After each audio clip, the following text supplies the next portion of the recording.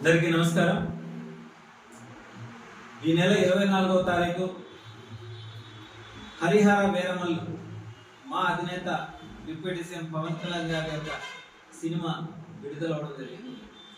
ఇది ఒక చారిత్రాత్మకమైనటువంటి సినిమా. ఇది ప్రతి ఒక్కరూ కూడా నేటి సమాజంలో భారతదేశంలో పుట్టిన ప్రతి ఒక్కరూ కూడా కుల మత వర్గ భేదాలు లేకుండా, వయసుతో సంబంధం లేకుండా ప్రతి ఒక్కరూ కూడా చూడాల్సినటువంటి సినిమా. ఏదైతే మొఘలుల కాలంలో ఔరంగజేబు చేసినటువంటి ఆకృత్యాలు, పదవి అహంకారంతో తన కుటుంబ సభ్యులను కూడా, సోదరులను కూడా మట్టుబెట్టి తండ్రిని జైలు పాలు చేసి దేశ పరిపాలనలో అతను కుల మత వర్గ భేదాలు లేకుండా ప్రతి ఒక్కరిని కూడా అణచివేసి అనేక దేవాలయాలను కూల్చి విగ్రహాలను ధ్వంసం చేసినటువంటి చరిత్ర నీచమైనటువంటి చరిత్ర.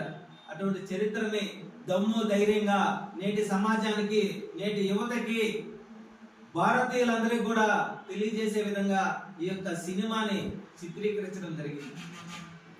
దీంట్లో ప్రధానమైనది ఆనాడు ఏదైతే దేవాలయాల మీద దాడులు, విగ్రహాల ధ్వంసము, అమాయకులైన ప్రజలందరినీ కూడా అణచివేసి కనీసం తాగడానికి నీరు, సాగునీరు అందించకుండా పరిపాలన కొనసాగింది. ఆ నీచమైన పరిపాలనని అడ్డుకోవడం కోసం, హిందుత్వాన్ని కాపాడడం కోసం, పేద ప్రజలను కాపాడడం కోసం హరిహర వీరమల్లు ఒక పిడికిలు బిగించి ప్రజల్లో ధైర్యాన్ని నింపి తిరుగుబాటు చేయడం జరిగింది.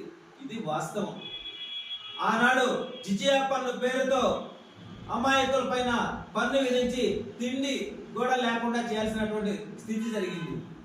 మరి ఆ పన్ను ఎందుకు కట్టాలని ప్రశ్నించే విధంగా ఈ యొక్క సినిమాను చిత్రీకరిస్తే, ఏదైతే గత 5 ఏళ్ల పాటు ఇదే రాష్ట్రంలో వైసీపీ పరిపాలనలో విగ్రహాల ధ్వంసం, రథాలను కాల్చివేయడం, పవిత్రమైనటువంటి కలియుగ దైవం ఆ వెంకటేశ్వర స్వామి తిరుమల ప్రసాదంలో, లడ్డు ప్రసాదంలో కూడా కల్తీ జరగడం, ఇవన్నీ కూడా మనం చూసాం.